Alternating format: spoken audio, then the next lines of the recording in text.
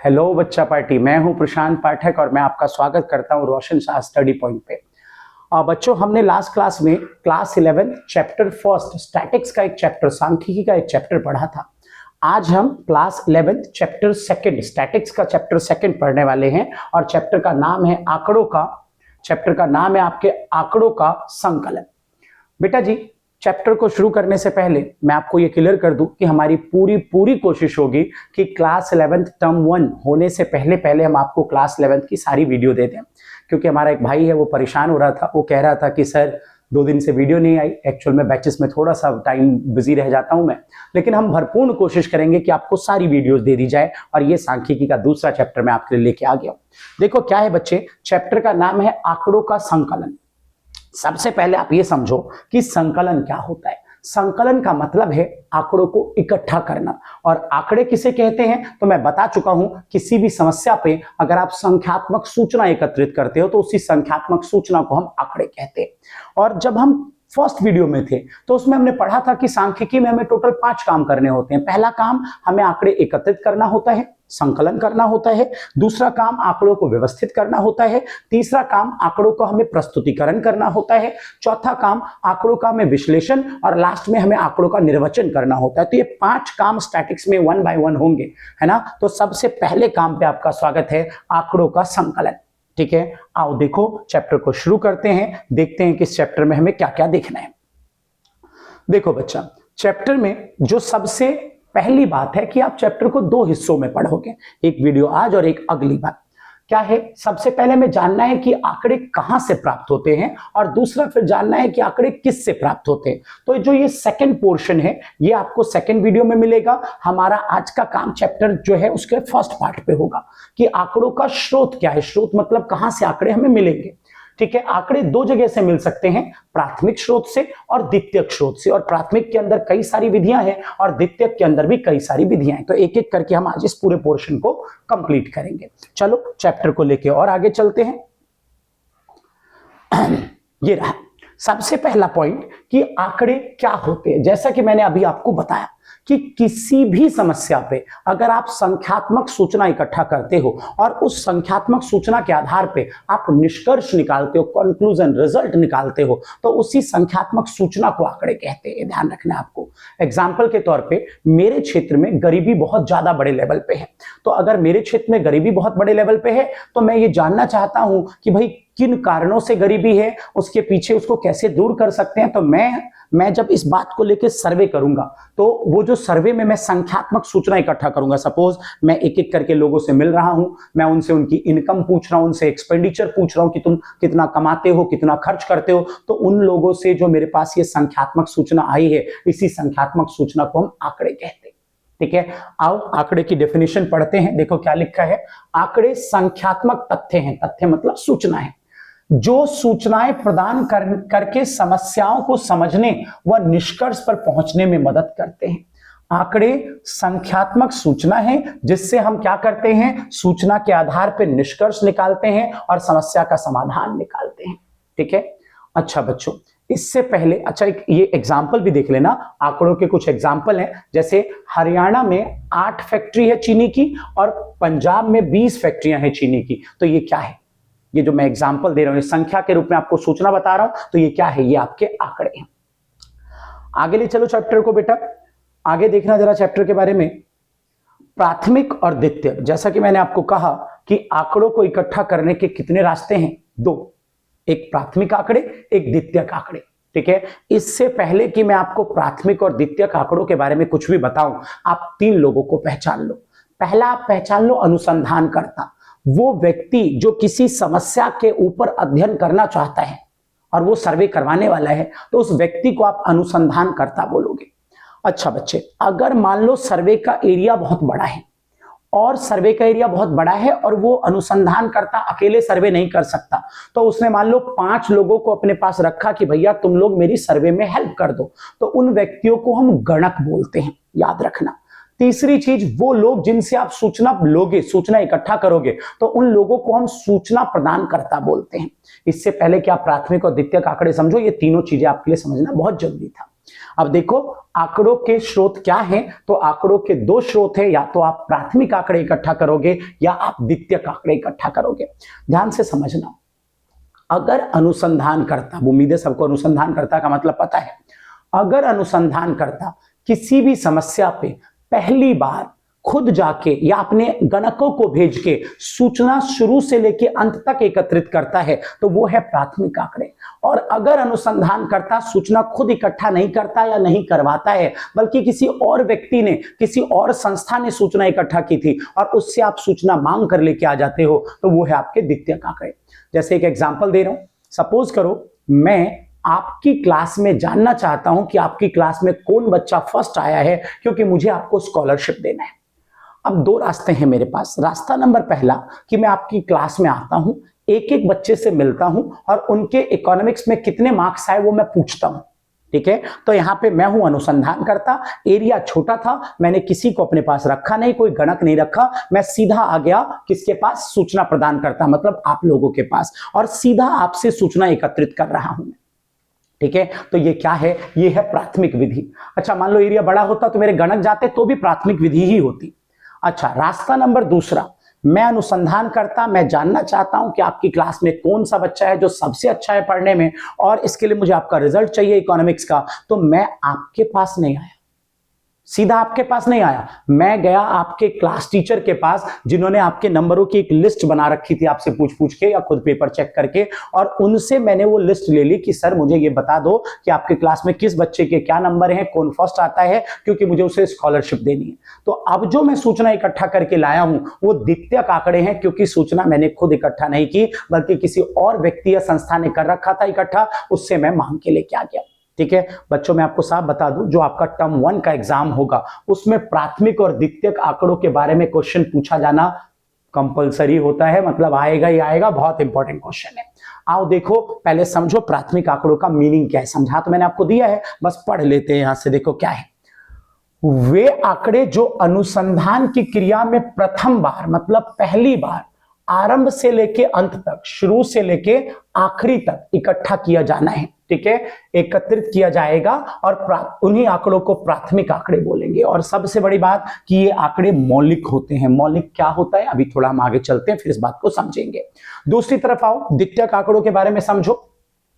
वो आंकड़े जिसे अनुसंधानकर्ता स्वयं एकत्रित नहीं करता है, खुद उसने इकट्ठा नहीं किया, बल्कि किसी अन्य अनुसंधानकर्ता द्वारा एकत्रित किया गया है, तो ऐसे, और उससे आप मांग के लेके आ गए, ऐसे आंकड़ों को हम द्वितीयक आंकड़े कहते हैं। ठीक है, उदाहरण मैंने आपको दे दिया है, देखो क्या लिखा है। उदाहरण के लिए, प्रत्येक इस वर्ष के बाद की जाने वाली जनगणना से प्राप्त आंकड़े सरकार के लिए एक प्राथमिक आंकड़े होंगे।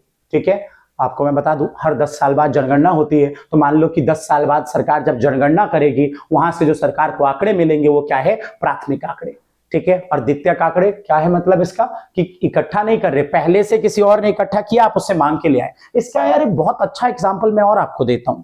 स्कूल के टीचर ने आपको इको के ऊपर एक प्रोजेक्ट फाइल बनाने को बोला, तो अब दो रास्ते हैं। रास्ता नंबर पहला कि आप प्रोजेक्ट फाइल खुद बना रहे हो, जो भी टॉपिक है उस पर सर्च कर रहे हो, सर्वे कर रहे हो, सब कुछ करके आप खुद प्रोजेक्ट फाइल बना रहे हो, तो प्राथमिक है। रास्ता नंबर दूसरा, आप स्कूल के टीचर के पास गए और आपने कहा कि सर पिछले साल के किसी बच्चे की कोई फाइल है तो दे दो। आपने उस सर से जो है वो फाइल ले ली, पिछले साल के किसी बच्चे की प्रोजेक्ट फाइल, और उसमें कुछ चेंजेस करके आपने सर को वापस दे दिया। तो यहाँ पे जो है आपने कौन से तरीके से फाइल इकट्ठा की, द्वितीयक आंकड़े, मतलब द्वितीयक तरीके से आपने फाइल इकट्ठा की। ठीक है, तो आपको ये उम्मीद करता हूं मैं क्लियर है। उसके अलावा आप ये भी देख लो बच्चे कि प्राथमिक और द्वितीयक आंकड़ों में कई सारे तरीके हैं जिनसे हम आंकड़ों को एकत्रित करते हैं। ये कुछ तरीके हैं, ये कुछ प्राथमिक के तरीके हैं और ये कुछ द्वितीयक के। प्राथमिक में यहाँ पे एक दो नाम कम लिखे हैं, लेकिन पढ़ाने के टाइम में आपको सारे पढ़ाऊंगा, आप बेफिक्र रहें। ठीक है, चलिए आगे चलते हैं। आओ, बहुत इंपॉर्टेंट क्वेश्चन पढ़ो कि प्राथमिक और द्वितीयक आंकड़ों में अंतर क्या है। मैंने आपको कहा था ना कि एक वर्ड है मौलिक, अभी पीछे आया था, तो उसका क्या मतलब है मैं आपको बताऊंगा। देखो प्राथमिक और द्वितीयक आंकड़ों में क्या अंतर है। यहाँ पे प्राथमिक के बारे में लिखा है और अगले पेज में द्वितीयक के बारे में लिखा है, ध्यान देना। प्राथमिक आंकड़े वो आंकड़े हैं जो अनुसंधानकर्ता द्वारा अपने उद्देश्य के लिए पहली बार एकत्रित किए गए हैं। किसने इकट्ठा किया? अनुसंधानकर्ता ने। उम्मीद है सबको पता है अनुसंधानकर्ता कौन है। तो अनुसंधानकर्ता ने इकट्ठा किया, पहली बार इकट्ठा किया, और क्यों इकट्ठा किया? अपने उद्देश्य के लिए इकट्ठा किया। तो वो आंकड़े प्राथमिक आंकड़े। द्वितीयक आंकड़े क्या है? सॉरी, और देखो क्या है प्राथमिक आंकड़े के बारे में। प्राथमिक आंकड़े मौलिक होते हैं। मैंने कहा था मौलिक वर्ड क्या है? मौलिक का मतलब है, मौलिकता का मतलब है ओरिजिनलिटी। जब आप आंकड़े खुद इकट्ठा करके लाए तो उसकी मौलिकता, ओरिजिनलिटी ज्यादा होगी। और जब आपने किसी से आंकड़े, किसी और ने इकट्ठा किया था, आप उससे मांग के लेके आ गए, तो उसकी मौलिकता कम होगी, क्योंकि उस व्यक्ति ने जिसने इकट्ठा किया होगा उसने उस आंकड़ों के साथ कुछ छेड़खानी की होगी, कुछ उसमें बढ़ा दिया होगा, कुछ घटा दिया होगा, कुछ अपनी तरफ से मिक्स कर दिया होगा। तो ये बात आपको ध्यान रखना है कि जो प्राथमिक आंकड़े हैं आपने इकट्ठा किया है, पहली बार इकट्ठा किया, तो बिल्कुल मौलिक है, बिल्कुल जो वहां से इंफॉर्मेशन मिली करेक्ट वही इंफॉर्मेशन है। लेकिन द्वितीयक आंकड़े ऐसे नहीं है, इसमें कुछ ना कुछ मिलावट है। तो इसलिए आप याद रखिए कि प्राथमिक आंकड़े अधिक मौलिक होते हैं। अगली बात की तरफ ध्यान दें, प्राथमिक आंकड़ों को एकत्रित करने में अधिक धन और समय की आवश्यकता होती है। धन भी ज्यादा लगेगा और पैसा भी, मतलब टाइम भी ज्यादा लगेगा प्राथमिक में। धन क्यों ज्यादा लगेगा? एरिया है, इन्वेस्टिगेटर खुद जाएगा, एरिया मान लो बड़ा है तो इन्वेस्टिगेटर को कुछ एनुमिनेटर, कुछ सहायक लोग रखने पड़ेंगे, जिसे मैंने गणक कहा था। तो जब वो गणक रखोगे आप, मदद करने वाले लोग, तो उनको सैलरी देनी पड़ेगी, तो धन भी लगेगा। और एरिया बड़ा है तो समय भी लगेगा। द्वितीयक में कम समय कम धन, समय भी कम धन भी कम द्वितीयक वाले में। क्यों? क्योंकि आपको तो इकट्ठा करना ही नहीं है, पहले से किसी और ने इकट्ठा किया, आप उससे मांग के लाने वाले हो। ठीक है, चलो जी, 3 बातें हो गई। लास्ट में एक एग्जांपल है, देखो प्राथमिक का। इसमें ये लिखा हुआ है कि अगर आपके जो टीचर है, मतलब कोई इन्वेस्टिगेटर है, और वो आके सीधा किससे इन्वेस्टिगेशन में बातचीत कर रहा है? सीधा आके बच्चों से पूछताछ कर रहा है, तो प्राथमिक आंकड़े। और अगर इन्वेस्टिगेटर आता है, कोई बाहर से आता है जिसको आपके रिजल्ट के बारे में जानना है, जैसे मैंने अभी अपना एग्जाम्पल दिया था, तो उस केस में क्या होगा? मान लो वो टीचर से आके पूछताछ करता है, तो वहां पे क्या हो जाएगा? वो आंकड़ा द्वितीयक। खुद बच्चों से मिले, पूछताछ की, तो प्राथमिक। और पहले से टीचर ने आंकड़े इकट्ठा कर रखे, उनसे मांग लिया, तो द्वितीयक। देखो क्या लिखा हुआ है, यदि अनुसंधान करता है 11वीं कक्षा के विद्यार्थियों से पूछकर अर्थशास्त्र के विषय की अंक सूची बनाता है। अनुसंधान करता किससे मिला? 11वीं के बच्चों से मिला, और सीधा उन्हीं से उनके नंबर पूछ के एक लिस्ट बना रहे हैं, तो ये प्राथमिक आंकड़े हैं। और द्वितीयक में क्या होगा? बच्चों से नहीं मिला, किससे मिला? टीचर से। अनुसंधान करता किससे जाके मिला? स्कूल के टीचर से, और उन्होंने लिस्ट बना रखी थी, उससे अनुसंधान करता ने लिस्ट ले ली बच्चों के नंबर की, तो वो द्वितीयक आंकड़े। आओ द्वितीयक के बारे में भी पढ़ते हैं। ये रहा आपका द्वितीयक आंकड़े, देखो क्या लिखा हुआ है। द्वितीयक आंकड़े वो आंकड़े होते हैं जो पहले एकत्रित किए जा चुके होते हैं, और ये किसी दूसरे उद्देश्य के लिए किसी अन्य संस्था द्वारा एकत्रित किए गए या संग्रहित किए गए। ठीक है, पहले से ही कोई और इकट्ठा कर चुका है और उसने अपने काम के लिए इकट्ठा किया था, आप तो बस उससे मांग के लेके आ गए, तो वो द्वितीयक आंकड़े हैं। द्वितीयक आंकड़े की मौलिकता नहीं होती है, क्योंकि जिसने इकट्ठा किया होगा उसने इस आंकड़े को अपने हिसाब से तोड़ मरोड़ किया होगा, तो इसलिए मौलिकता कम होती है इसमें। उसके अलावा द्वितीयक आंकड़ों को एकत्रित करने में कम धन और कम समय की जरूरत होती है, क्योंकि आपको इकट्ठा तो करना नहीं, और एग्जाम्पल मैं आपको द्वितीयक का पहले ही दे चुका हूं। चलो बच्चा पार्टी, और आगे ले चलते हैं चैप्टर को। आओ जी, देखो जैसा कि मैंने आपको कहा था कि प्राथमिक आंकड़ों को इकट्ठा करने के कई सारे तरीके हैं, जिनमें से सबसे पहला तरीका है प्रत्यक्ष व्यक्तिगत अनुसंधान। प्रत्यक्ष का मतलब होता है सीधा, व्यक्तिगत मतलब होता है आमने सामने, और अनुसंधान मतलब पूछताछ। तो ये एक ऐसा तरीका जिसमें अनुसंधानकर्ता खुद या अनुसंधानकर्ता के गणक, अनुसंधानकर्ता मतलब जो मेन बंदा है जो सर्वे करवा रहा है, और गणक मतलब जो उसके सहायक लोग हैं, दोनों में से कोई भी सीधा उस व्यक्ति के पास पहुंचेंगे जो प्रभावित व्यक्ति है, जो सूचना देने वाला व्यक्ति है, और उस व्यक्ति से पूछताछ की जाएगी, उस व्यक्ति से पूछताछ करके सूचना को एकत्रित किया जाएगा। तो वो होता है प्रत्यक्ष व्यक्तिगत अनुसंधान विधि। एक एग्जाम्पल देता हूं मैं। सपोज करो, भगवान ना करे, कहीं पे एक कार वाले ने किसी बाइक वाले को टक्कर मार दी। ठीक है, अब वो बाइक वाला गिर गया, थोड़ी बहुत चोट लगी, और उतने में किसी बंदे ने पुलिस वाले को कॉल कर दिया। तो पुलिस वाला आया, उसके साथ 2 हवलदार भी आए। पुलिस वाला जो आया, मेन बंदा जो आया, वो अनुसंधान करता है। उसके साथ जो 2 हवलदार आए हैं वो कौन है? गणक हैं, उसके सहायक हैं। और वो व्यक्ति बाइक वाला जिसको टक्कर लगी है, जिससे अब पूछताछ की जा रही है कि भाई कैसे हुआ, किसकी गलती थी, क्या हुआ, ठीक है, तो वो कौन है? सूचना प्रदान करता। और यहाँ पे जो पुलिस वाला है वो सीधा, या गणक जो है वो सीधा किससे बात कर रहा है? जिसको चोट लगी है, जो बाइक वाला जो गिरा है, ठीक है, उससे पूछताछ हो रही है। तो यहाँ पे प्रत्यक्ष व्यक्तिगत अनुसंधान विधि चल रहा है। ठीक है, देखो क्या लिखा हुआ है इसमें। एक अनुसंधानकर्ता स्वयं, आप ध्यान रखें, अनुसंधानकर्ता स्वयं या अपने गणक को भेज के अनुसंधान क्षेत्र में जाके सूचना देने वाले से प्रत्यक्ष रूप से तथा सीधा संपर्क स्थापित करता है और उससे आंकड़े एकत्रित करता है। उदाहरण मैंने आपको दे दिया है, आप ये वाला उदाहरण भी पढ़ लेना। अब आ जाओ, इस विधि की प्रमुख गुण क्या है? मतलब ये वाली जो विधि है इसकी अच्छी बातें क्या है? सबसे अच्छी पहली बात कि ये विधि जो है, इस विधि में आपको जो आंकड़े मिलेंगे वो मौलिक होंगे। क्यों होंगे मौलिक? क्योंकि आंकड़े कहां से आए? आपने खुद इकट्ठा किए हैं, है ना। एक तो प्राथमिक की विधि है, और प्राथमिक में भी क्या? अनुसंधानकर्ता या गणक प्रत्यक्ष रूप से व्यक्ति से मिल रहा है, तो आंकड़े बिल्कुल मौलिक मिलेंगे, प्योर मिलेंगे, बिल्कुल शुद्ध मिलेंगे। दूसरा क्या है, देखो जरा, एक तो मौलिकता होगी, दूसरी शुद्धता होगी। ठीक है, आंकड़े जो है बिल्कुल क्या होंगे? क्या कह रहे हैं? क्योंकि अनुसंधानकर्ता स्वयं आंकड़े एकत्रित कर रहा है तो इसलिए आंकड़े शुद्ध होंगे। ये बेटा एक बात समझना, मौलिकता और शुद्धता में फर्क होता है। मौलिकता का मतलब कि जैसा सामने वाले ने सूचना दी, करेक्ट वैसा सूचना आपके पास आया, कोई मिलावट नहीं हुई, तो मौलिक होता है। और शुद्धता का मतलब होता है कि सामने वाले से जो सूचना प्रदान करता है उससे आप सही सही सूचना लेके आए। ठीक है, जब अनुसंधानकर्ता खुद जाएगा तो कोशिश करेगा कि सामने वाला जो बताए वो सच बताए, तो इसलिए क्या बोला गया है कि इस मेथड में शुद्धता भी होती है। इस मेथड में मौलिकता होती है प्रत्यक्ष व्यक्तिगत अनुसंधान में, और शुद्धता भी होती है। दूसरा, विश्वसनीय विधि है। अरे भाई, इस मेथड पे भरोसा नहीं करोगे तो किस पे करोगे? ये मेथड जो है सबसे ज्यादा भरोसे लायक यही मेथड है, क्योंकि अनुसंधानकर्ता खुद मिल रहा है किससे? प्रत्यक्ष रूप से प्रभावित व्यक्ति से। उसके अलावा लोचशीलता, लोचशीलता का मतलब होता है जिसमें परिवर्तन करना आसान है। ठीक है, अनुसंधानकर्ता खुद गया, उसके मन में एक क्वेश्चन चल रहा था कि क्या मैं ये क्वेश्चन सूचना प्रदानकर्ता से पूछ लूं, लेकिन अनुसंधानकर्ता को लगा कि यार अगर मैंने ये क्वेश्चन उससे पूछ लिया तो वो इस बात को सुन के थोड़ा सा मतलब परेशान हो जाएगा, आंसर नहीं दे पाएगा, या फिर मान लो उसको बुरा लगेगा। तो अनुसंधानकर्ता उसी समय उस प्रश्न को क्या कर सकता है? बदल सकता है, क्योंकि अनुसंधानकर्ता खुद सूचना लेने गया है। तो लोचशीलता का मतलब कि अगर कोई प्रश्न बदलना है, कोई प्रश्न बढ़ाना है, कुछ एक्स्ट्रा उससे पूछना है, या कोई बात आप इस बंदे से नहीं पूछनी है, तो वो चेंजेस ये खुद कर सकता है। ठीक है, तो ये पहली विधि थी आपकी, प्राथमिक की विधि है। विधि का नाम था प्रत्यक्ष व्यक्तिगत अनुसंधान विधि। जैसा कि आपको पता चला कि इसमें अनुसंधानकर्ता या गणक स्वयं जाता है, प्रभावित व्यक्ति से आंकड़े एकत्रित करता है। इसमें प्रमुख गुण क्या है? ये मेथड आपको मौलिक सूचना देगा, शुद्ध सूचना देगा, भरोसे के लायक सूचना देगा, और लोचशीलता मतलब जब आप चाहो तब आप किसी प्रश्न को बदलना है तो अनुसंधानकर्ता बदल भी सकता है। अब आओ इस मेथड के अवगुण की तरफ बढ़ो। देखो जरा क्या है प्रमुख अवगुण क्या है? अवगुण के नाम पे इस मेथड में 3 कमियां हैं। यह प्रणाली अनुसंधान के विस्तृत क्षेत्र के लिए उपयोगी नहीं है। कहने का क्या मतलब?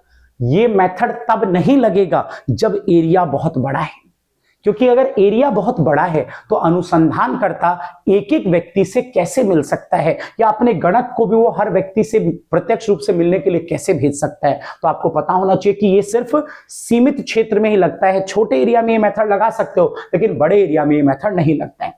उसके अलावा व्यक्तिगत पक्षपात होने की संभावना होती है। पक्षपात कैसे होगा? अनुसंधानकर्ता स्वयं मिलने गया है प्रत्यक्ष प्रभावित व्यक्ति से, और जब 2 लोग जो दोनों प्रभावित है, इसे सर्वे करना है और ये प्रभावित व्यक्ति है, तो हो सकता है कि यहाँ पे पक्षपात हो जाए। देखो क्या है, इस विधि में अनुसंधानकर्ता व्यक्तिगत पक्षपात के कारण परिणाम के दोषपूर्ण होने का डर बना रहता है। मतलब कि अगर अनुसंधानकर्ता ने एक भी बात भेदभाव वाले तरीके से उससे पूछ ली सूचना देने वाले से, तो वो सूचना गलत दे देगा, या गलत सूचना हमें मिलेगी तो फिर परिणाम के गलत होने के चांसेस होते हैं। और लास्ट पॉइंट कि ये मेथड खर्चीली विधि है, खर्चा ज्यादा आएगा। इस विधि में धन अधिक खर्च होता है तथा मेहनत भी लगती है। क्यों? क्योंकि क्या हो रहा है इस मेथड में? अनुसंधानकर्ता या गणक स्वयं जा रहा है प्रभावित व्यक्ति के पास। तो ये प्राथमिक मेथड में जो प्राथमिक आंकड़े हैं उसके अंदर ये पहला था आपके पास क्या? प्रत्यक्ष व्यक्तिगत अनुसंधान विधि। ठीक है, चलो जी अच्छा बेटा एक बात और बोलूंगा, आप जिस भी बुक से पढ़ रहे होगे तो उसमें हो सकता है कि 3 से ज्यादा गुण अवगुण दिए हुए हो, लेकिन आप कोशिश करना कि 2 से 3 गुण अवगुण हर मेथड के याद कर लेना। ठीक है, चलो अभी हमने उसमें 4 आपको गुण बता दिए और 3 अवगुण बता दिए, आगे बढ़ते हैं। आगे देखो क्या है, अप्रत्यक्ष मौखिक अनुसंधान। नाम में जाओ, नाम से ही आप समझ जाओगे। अप्रत्यक्ष मतलब इस बार अनुसंधान करता प्रत्यक्ष व्यक्ति से नहीं मिलने वाला है। अभी मैंने आपको एग्जांपल दिया था ना कि कार वाले ने बाइक वाले को टक्कर मार दी, तो बाइक वाले को कम चोट लगी थी और पुलिस वाला आया सीधा बाइक वाले से पूछताछ कर रहा था, तो यहाँ और कार वाले से, तो यहाँ पे क्या था, यहाँ पे था प्रत्यक्ष। लेकिन अब मान लो कि कार वाले को चोट, बाइक वाले को चोट ज्यादा लगी है और लोग उसे लेके चले गए हैं हॉस्पिटल एडमिट करने के लिए, तो अब जब पुलिस आएगी तो बाइक वाला तो है नहीं, प्रत्यक्ष रूप से प्रभावित व्यक्ति तो अस्पताल में है। जब पुलिस उस एक्सीडेंट वाली जगह पे पहुंची तो अब पुलिस किससे पूछताछ करेगी, आसपास जो लोग देख रहे थे, जो लोग देख रहे थे वो थे अप्रत्यक्ष लोग, और अब पुलिस वाले उनसे मौखिक तौर पर अनुसंधान करने वाली है, मतलब पूछताछ करने वाली है। उम्मीद करता हूं समझ गए। अप्रत्यक्ष मौखिक अनुसंधान विधि, प्रत्यक्ष व्यक्ति मिला नहीं इसलिए अनुसंधानकर्ता ने मौखिक तौर पर मुंह जबानी कुछ क्वेश्चन पूछ लिए, किससे, अप्रत्यक्ष व्यक्ति से। देखो क्या है, पढ़ो। अप्रत्यक्ष मौखिक अनुसंधान वह विधि है जिसमें किसी समस्या से अप्रत्यक्ष रूप से संबंध रखने वाले व्यक्ति से मौखिक पूछताछ द्वारा आंकड़े एकत्रित किए गए हैं। ठीक है, एग्जाम्पल आप इसे पढ़ लेना, बाकी मैंने एग्जाम्पल आपको एक दे भी दिया है। इस मेथड की अच्छी बातें क्या है, पहली अच्छी बात, विस्तृत क्षेत्र। मतलब जब आप प्रत्यक्ष विधि में हो तो आपने एक सूचनाकर्ता को पकड़ा, सूचना देने वाले व्यक्ति को, तो वो सिर्फ अपने बारे में बता पाएगा। लेकिन इस मेथड में क्या है, आप प्रत्यक्ष व्यक्ति से तो पूछताछ कर नहीं रहे, आप अप्रत्यक्ष व्यक्ति से पूछताछ कर रहे हो, तो वो ज्यादा से ज्यादा लोगों के बारे में सूचना दे पाएगा। जैसे मैं एक एग्जांपल देता हूं, आपको एक गांव के बारे में जानना है कि उस गांव में गरीबी कितनी है, तो आप गांव के एक एक आदमी से ना मिलके आप उस गांव के मुखिया के पास पहुंचे, ठीक है, और उस मुखिया से आपने पूछताछ की कि इस गांव में कितने लोग रहते हैं, उनकी वो कितना कमाते हैं, कितना खर्च करते हैं, तो एक मुखिया पूरे गांव के बारे में जो है आपको सूचना दे देगा। तो मतलब कि विस्तृत क्षेत्र में अगर आपको सूचना चाहिए तो आप अप्रत्यक्ष मौखिक अनुसंधान विधि को लागू कर सकते हो। दूसरा, ये विधि कम खर्चीली होती है। कम खर्चीली क्यों, क्योंकि अप्रत्यक्ष व्यक्ति, एक अप्रत्यक्ष व्यक्ति आपने पकड़ा, वो 10 लोगों के बारे में आपको इंफॉर्मेशन, सूचना दे देगा, तो कम खर्चीला है, धन कम लगेगा, इसमें समय भी कम लगेगा। उसके बाद विशेषज्ञों की समझी, मतलब ये कि जो अप्रत्यक्ष मौखिक अनुसंधान विधि होती है इसमें विशेषज्ञ लोगों की राय ली जा सकती है। क्यों राय ली जा सकती है, विशेषज्ञ किसे कहते हैं, एक्सपर्ट, जो उस चीज के बारे में बहुत कुछ जानते हो, है ना। तो इसमें आपको प्रत्यक्ष व्यक्ति से तो मिलना नहीं है, तो अप्रत्यक्ष व्यक्ति कोई भी हो सकता है, और कोई भी हो सकता है तो किसको हम चुनेंगे, जो उस चीज के बारे में बहुत ज्यादा डिटेल में जानता हो, और जो डिटेल में जानता होगा उसे आप क्या बोलोगे, विशेषज्ञ बोलोगे। तो मतलब अप्रत्यक्ष मौखिक अनुसंधान विधि में हमें विशेषज्ञ से राय मिल जाती है, ये भी इसका एक गुण है। और लास्ट पॉइंट कि ये मेथड आसान है, सरल विधि है। सरल क्यों है, क्योंकि प्रत्यक्ष वाले में एक एक व्यक्ति से मिलना पड़ेगा, अप्रत्यक्ष वाले में एक व्यक्ति बहुत सारे लोगों के बारे में सूचना दे देगा। ठीक है, तो आप इसको देख लीजिए। उम्मीद करता हूं कि अप्रत्यक्ष मौखिक अनुसंधान भी आपको ठीक है। अगर स्क्रीनशॉट लेना है तो आप ले लो इसका स्क्रीनशॉट, मीनिंग और उसके प्रमुख गुण। अब आ जाओ अवगुण की तरफ। अप्रत्यक्ष विधि में कमियां क्या है, पहली कमी, शुद्धता की कमी।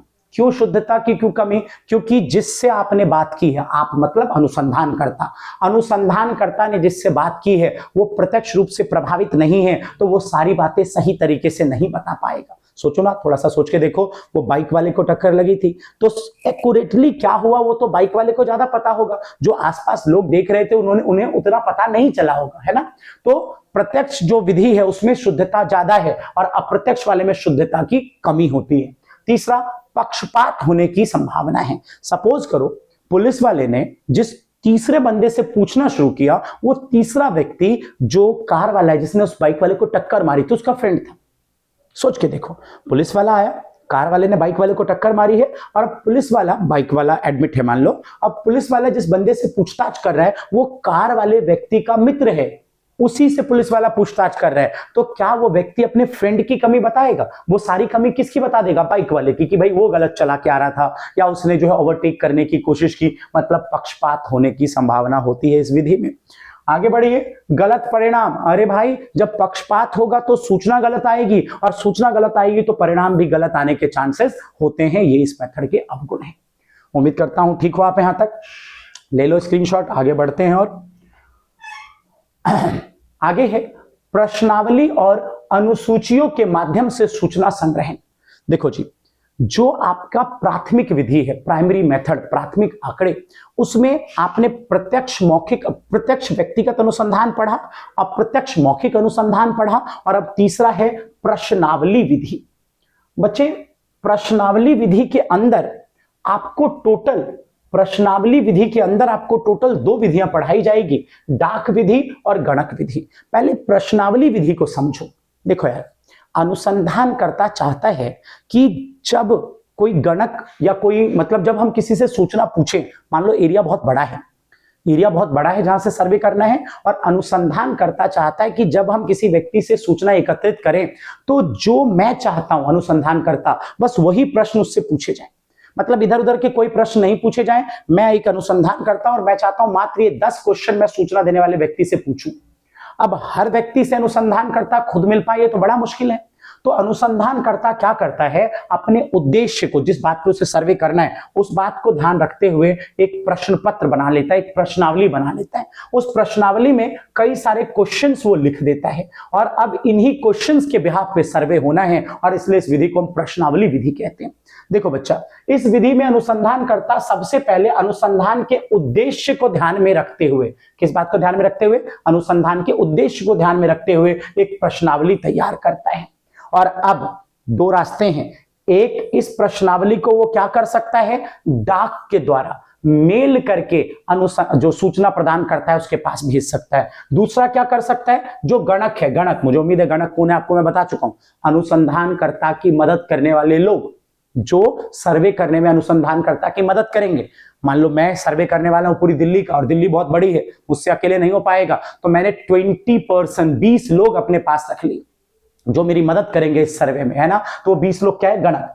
तो पहला रास्ता कि अनुसंधानकर्ता इस प्रश्न पत्र को सीधा सूचना देने वाले व्यक्ति को मेल करके भेज दे, और दूसरा रास्ता कि अपने गणकों को बुलाए और गणकों को ये प्रश्न पत्र दे और बोले कि तुम क्षेत्र में जाओ और एक एक व्यक्ति से मिलो और उससे मात्र यही प्रश्न, कुछ ऊपर से नहीं, जो प्रश्न मैंने तुझे लिख के दिए हैं गणक, बस ये प्रश्न जाके सूचना देने वाले व्यक्ति से पूछ के और इसमें भर के लेके आ जाओ।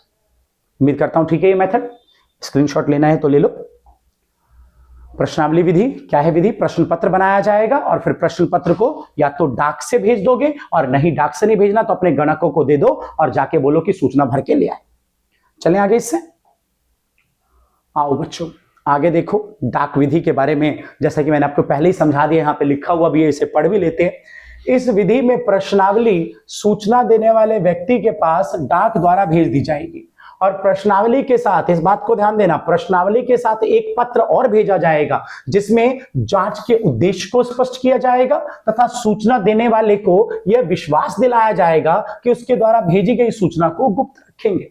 देखो, प्रश्न पत्र भी भेजेंगे डाक से, और उस प्रश्न पत्र के साथ एक और पत्र भेजेंगे। उस पत्र में यहां दो बातें लिखी है, एक्चुअल में 3 बातें लिखी जाती है। पहला, हम जांच क्यों कर रहे हैं।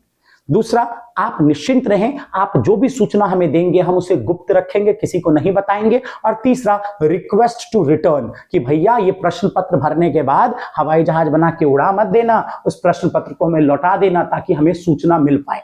ये अनुसंधानकर्ता वो जो विशेष पत्र होता है उसमें 3 बातें और लिखता है। ठीक है, चलो जी, इस मेथड के गुण क्या हैं। कम खर्चीली विधि, कम खर्चीली है ना, सीधा मेल कर दो, किसी गणक की कोई जरूरत नहीं, किसी को वेतन देने की जरूरत नहीं। इन्वेस्टिगेटर बैठा हुआ है, बैठे बैठे उसने एक पेपर बनाया, एक क्वेश्चन पेपर, प्रश्नावली बनाई, और सूचना देने वाले को, अब तो व्हाट्सएप का टाइम है, व्हाट्सएप कर दो, मेल कर दो, पहले था कि डाक के द्वारा भेज दो। ठीक है। दूसरा, मौलिकता इसमें बहुत ज्यादा होती है। देखो क्या लिखा है कि ये मेथड कैसा मेथड है, मौलिक मेथड है। कैसे मौलिक, 10 प्रश्न थे, अनुसंधानकर्ता ने पेपर भेजा सूचना देने वाले व्यक्ति को, सूचना देने वाले ने 10 प्रश्न के उत्तर भरे, और जो आंसर उन्होंने भरा वही पेपर हमारे पास आया अनुसंधानकर्ता के पास। तो मतलब बीच में उन प्रश्न के आंसरों में कोई चेंज तो नहीं हो पाया ना, जो उन्होंने आंसर दिया करेक्ट वही आंसर हमारे पास आया। तो मतलब बिल्कुल मौलिक होता है, कोई मिलावट नहीं हो सकती इस मेथड में। है ना। तो मौलिकता बहुत ज्यादा होती है और विस्तृत क्षेत्र, बड़ा एरिया कवर कर सकते हो। एक प्रश्नावली बनानी है और जितने लोगों को मन करे उतने लोगों को आप क्या कर दो, मेल कर दो, सूचना एकत्रित कर लो जी स्क्रीनशॉट। उम्मीद करता हूं यहां तक सबको समझ में आ रहा है। यार बच्चों, किसी को कोई भी समस्या हो, कुछ ऐसा लगता हो कि यार सर आपके अंदर ये वाली बात बहुत अच्छी है, तो वो भी कमेंट में लिख देना। और किसी को पढ़ाने में कोई भी समस्या नजर आ रही हो कि सर यार इस चीज को थोड़ा सा आप इंप्रूव कर लो, तो वो बात भी आप लिख देना, ठीक है। सर बोल लो, भाई बोल लो, भैया बोल लो, जो भी बोलना है बोल लो, जो समस्या है वो कमेंट में बोल देना लेकिन, ठीक है। चलो आगे बढ़ते हैं। आगे है डाक विधि के गुण हो गए हमारे। गुण के बाद आप आ जाओ डाक विधि के अवगुण। कमियां क्या है डाक विधि में? शुद्धता की कमी। शुद्धता की कमी कैसे, मैं बताता हूं ना। आपने प्रश्न पत्र भेजा सूचना देने वाले को, सूचना देने वाले को पता है कि इस प्रश्न पत्र को मैं भर देता हूं, अनुसंधान करता देख तो रहा नहीं है, जो मन करे वो भर दिया उसने, तो शुद्धता की कमी। सीमित उपयोग। अरे भाई, जब सूचना देने वाला व्यक्ति पढ़ा लिखा नहीं होगा तो आप डाक विधि नहीं लगा सकते हो, क्योंकि प्रश्न पत्र उसे भेजोगे, पढ़ा लिखा तो है नहीं वो, आपने जो प्रश्न पूछा ना वो उस प्रश्न को पढ़ पाएगा ना उसका वो जवाब दे पाएगा लिख के, है ना। तीसरा देखो, तीसरा क्या है कमी? उदासीनता। उदासीनता को इंग्लिश में कहते हैं लैक ऑफ इंटरेस्ट। मतलब कि जो सूचना देने वाला व्यक्ति है वो कहेगा कि मैं क्यों इंफॉर्मेशन दूं। सपोज करो अगर मैं अभी आप लोगों को गूगल फॉर्म पे इसी के साथ एक फॉर्म भेज देता हूं कि बेटा आप अपना नाम, अपना फोन नंबर, ये सारी इंफॉर्मेशन फिल करके हमें वापस भेज दो, तो आप में से ज्यादातर लोग इसमें उदासीनता दिखाएंगे, लैक ऑफ इंटरेस्ट, कि मैं सूचना नहीं दे रहा, क्या जरूरत है सूचना देने की। तो वही यहाँ पे बोला गया कि अनुसंधान करता क्या करता है, जो सूचना प्रदान करता है वो सूचना देने के टाइम उदासीनता दिखाता है, मतलब वो इंटरेस्ट नहीं दिखाता कि ये मेरे से रिलेटेड कोई बात है नहीं तो मैं सूचना नहीं दे रहा, या मुझे सूचना देने की कोई जरूरत नहीं है, ठीक है। तो ये तीन इसकी कमियां हैं, देख लीजिए एक बार, आप तीनों ले लीजिए स्क्रीनशॉट। इस मेथड में शुद्धता की कमी होती है क्योंकि सामने वाला कुछ भी इंफॉर्मेशन भर के दे देगा। सीमित उपयोग, जब लोग पढ़े लिखे नहीं होंगे तो आप ये मेथड यूज नहीं कर सकते। और इंफॉर्मेशन देने वाला अगर उसका इंटरेस्ट नहीं है ज्यादा तो वो कहेगा मैं सूचना नहीं दे रहा हूं, क्योंकि अनुसंधान करता तो गया नहीं, सिर्फ एक पेपर गया है। अब देखो, अगर मैं आपसे कभी सामने से मिलूं और मैं कुछ पूछूं तो शायद से आप मुझे बता दो, लेकिन अगर मैं आपको एक प्रश्नावली भेज दूं, उसमें कोई क्वेश्चन पूछूं, तो आप में से कुछ लोग हो सकता है मुझे आंसर ना दे उस बात का, ठीक है। तो यही यहां पे बोला गया कि उदासीनता होती है। चलिए बच्चा पार्टी, आगे देखिए क्या है, गणक विधि। अरे वो हमने प्रश्नावली विधि में दोनों मेथड देख लिए थे कि प्रश्नावली में एक तो होता है डाक से भेज दो, और दूसरा अगर डाक से नहीं भेजना तो अपने गणकों को बुलाओ, गणक जो हेल्पर लोग हैं, कि आओ भैया हेल्पर लोगों आओ, ये लो सब लोग प्रश्नावली, ये लो प्रश्नावली, और जाओ जाके एरिया में जाके सर्वे करके लेके आ जाओ, तो उसे हम गणक विधि कहते हैं। देखो क्या लिखा हुआ है, इस विधि में अनुसंधान के उद्देश्य को ध्यान में रखकर एक प्रश्नावली तैयार कर ली जाती है और इस प्रश्नावली को लेकर सूचना देने वाले व्यक्ति के पास कौन जाता है? जनक नहीं, गणक जाता है, ठीक है। कौन जाता है? गणक जाता है स्वयं, गणक स्वयं जाके सूचना लेके आता है। मतलब फॉर्म बन गया, प्रश्नावली बन गई, अनुसंधानकर्ता ने गणकों को बुलाया, प्रश्नावली दी, गणक गए, सूचना एकत्रित की। फॉर्म उनको देना नहीं है, उनसे क्वेश्चन पूछ के खुद भरना है, गणक को भर के सूचना लेके आ गए। प्रमुख गुण क्या है इस मेथड के? देखो, इस विधि में व्यक्तिगत संपर्क हो पाता है। सोचो, जो प्रश्नावली विधि है उसके अंदर जो डाक विधि है उसमें आपने प्रश्न पत्र मेल कर दिया, तो पर्सनली कोई बंदा गया नहीं है, तो इसलिए अनुसंधान जो सूचना प्रदान करता है शायद से आपको सूचना ना दे या सही सूचना ना दे। लेकिन गणक विधि में क्या है, गणक खुद दरवाजे पे खड़ा है, खुद खड़ा है सूचना लेने के लिए, तो व्यक्तिगत संपर्क हुआ तो शायद से वो सही सूचना दे दे। दूसरा, शुद्धता इसमें ज्यादा होती है, क्योंकि मैंने आपको बोला कि अगर आप कहीं पे जाके खड़े हो गए तो सामने वाला बंदा शायद से शुद्ध सूचना दे, ठीक है। उसके अलावा विस्तृत क्षेत्र, ये पॉइंट जो है विस्तृत क्षेत्र आप कवर कर पाओगे। देखो, डाक विधि की तुलना में तो विस्तृत नहीं होगा, ये डाक से तो कम होता है, लेकिन बाकी मेथडों की तुलना में विस्तृत क्षेत्र है, क्योंकि जब गणक जाएगा तो उसे प्रश्न सोचना नहीं है, सोच के नहीं पूछना है, बल्कि वो 10 प्रश्न लिखे हुए हैं, वही 10 प्रश्न पूछने हैं, तो काम थोड़ा सा तेज होगा, तो बड़े एरिया को आप कवर कर पाओगे। तो ये 3 आपके गुण हैं। ले लो बच्चा स्क्रीनशॉट। चलो आगे चलते हैं, अवगुण की तरफ चलते हैं। देखो इस मेथड के अवगुण क्या है। खर्चीली विधि है, क्योंकि आपको बहुत सारे गणक रखने पड़ेंगे, उनको सैलरी देनी पड़ेगी, गणकों की उपलब्धता बड़ी मुश्किल हो जाएगी, क्योंकि जिस एरिया में आपको सर्वे करवाना है वहां पे आपको उस भाषा को बोलने वाले लोग भेजने पड़ेंगे।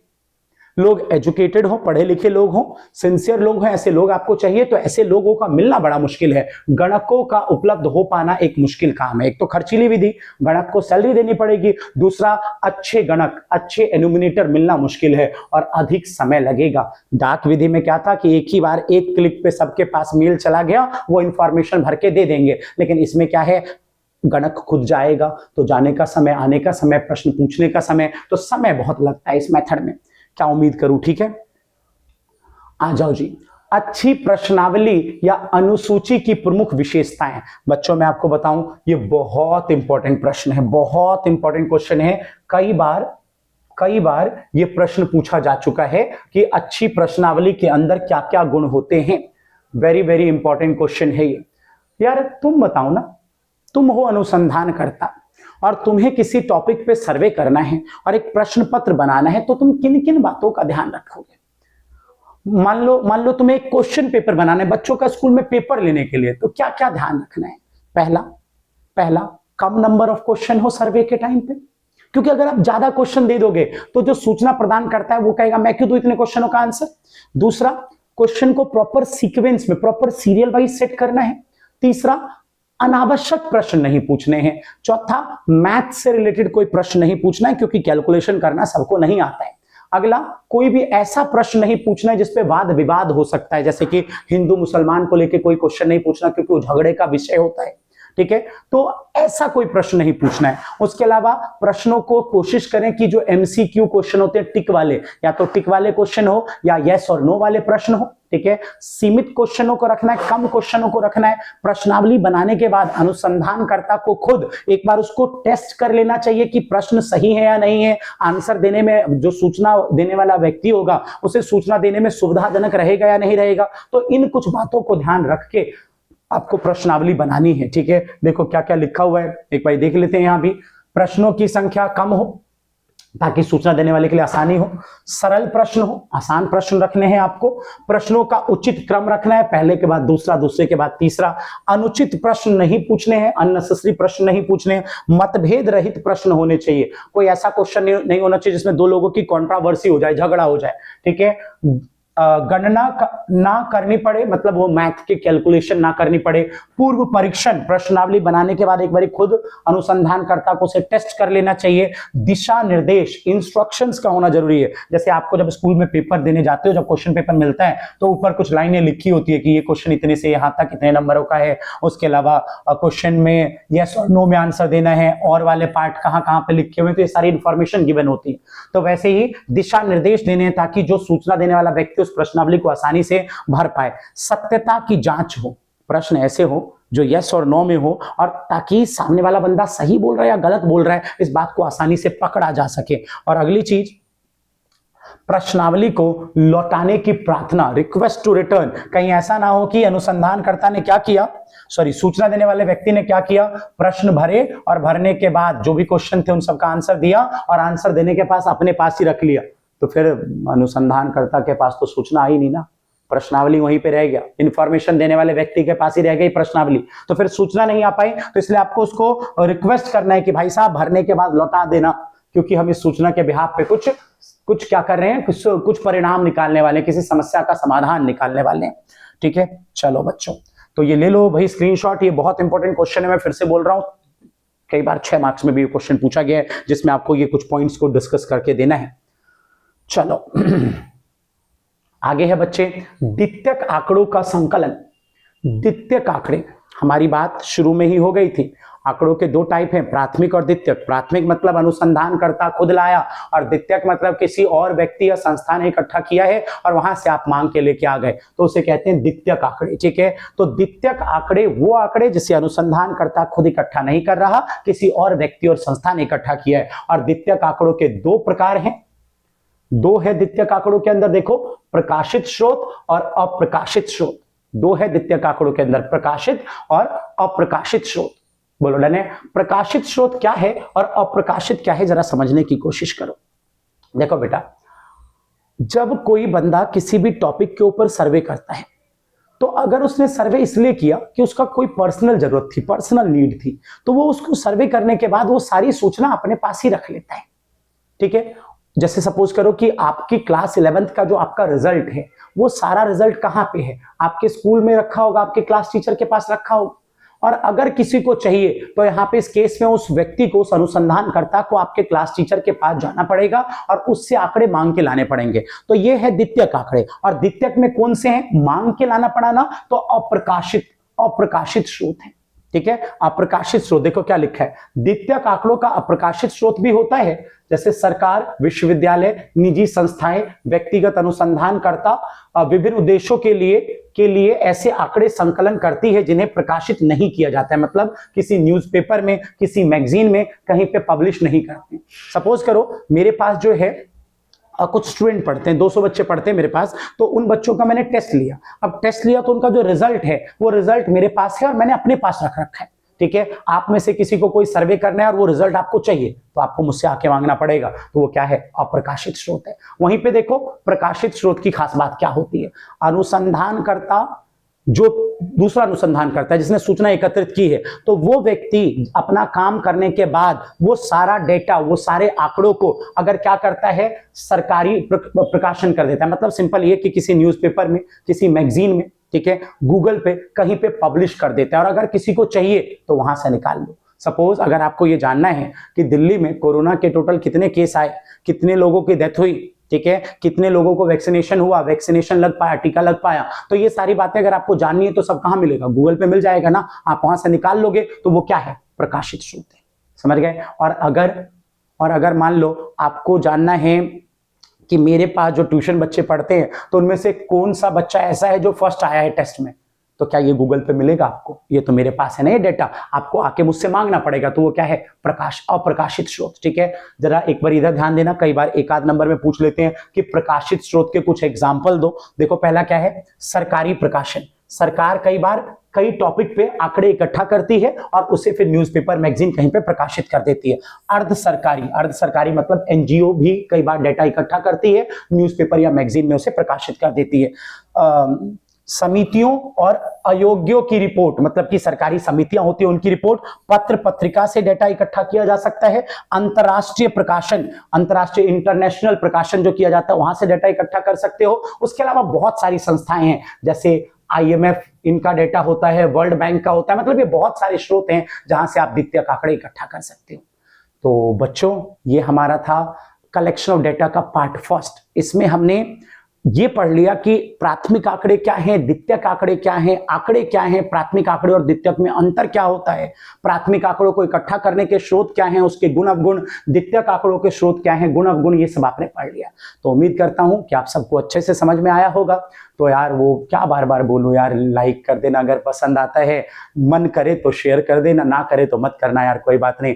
बाकी हाँ, हम आपके साथ हैं, कोई भी समस्या हो आप हमें टेक्स्ट कर देना, और रोशन सर का नंबर भी शायद से बहुत सारे बच्चों के पास चला गया होगा, तो सर को मैसेज कर देना या फिर कमेंट कर देना, सीधा वीडियो के नीचे कमेंट कर देना। जो भी समस्या होगी हमारी कोशिश करेंगे हम कि उसे दूर किया जाए। चलो बच्चों बाय, पढ़ते रहो, बढ़ते रहो, तरक्की करते रहो, बाय।